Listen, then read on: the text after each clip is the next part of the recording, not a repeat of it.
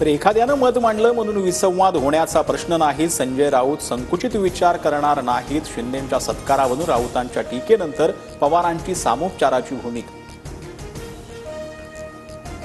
शरद पवार आमचे महाजी शिंदे दिल्लीतल्या कार्यक्रमात संजय राऊतांचं वक्तव्य. तसंच राऊतांकडून शरद पवारांना सेनापतीची उपमा. धनंजय मुंडे कृषी मंत्री असताना 300 कोटींचा घोटाळा. ईडी सीबीआयकडे तक्रार करणार.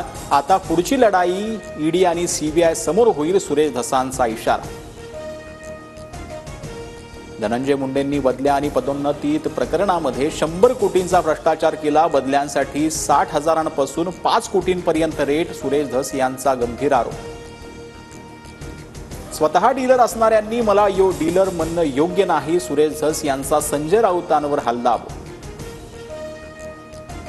धनंजय मुंडेंना बेल्स पाल्सी नावाच्या आजाराचं निदान. बेल्स पाल्सी आजारामुळे मला सलग 2 मिनिटंही बोलता येत नाही. धनंजय मुंडेंची माहिती. कृषी मंत्री माणिकराव कोकाटेंना जामीन मंजूर. सत्र न्यायालयात अपील करण्यासाठी 30 दिवसांची मुदत. 1995च्या फसवणूक प्रकरणात कोकाटे बंधूंना 2 वर्षांचा कारावास आणि 50,000चा दंड. आव्हाड समर्थक अभिजित पवारांची 2 दिवसातच पवारांच्या राष्ट्रवादीत घरवापसी. नजीब मुल्ला मला ब्लॅकमेल करत होता.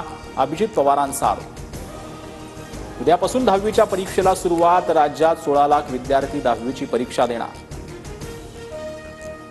चॅम्पियन्स ट्रॉफीत भारताचा बांगलादेशवर 6 विकेट्सने विजय. शुभम गिलची नाबाद शतकी खेळी तर रोहित शर्माची 41 धावांची खेळी.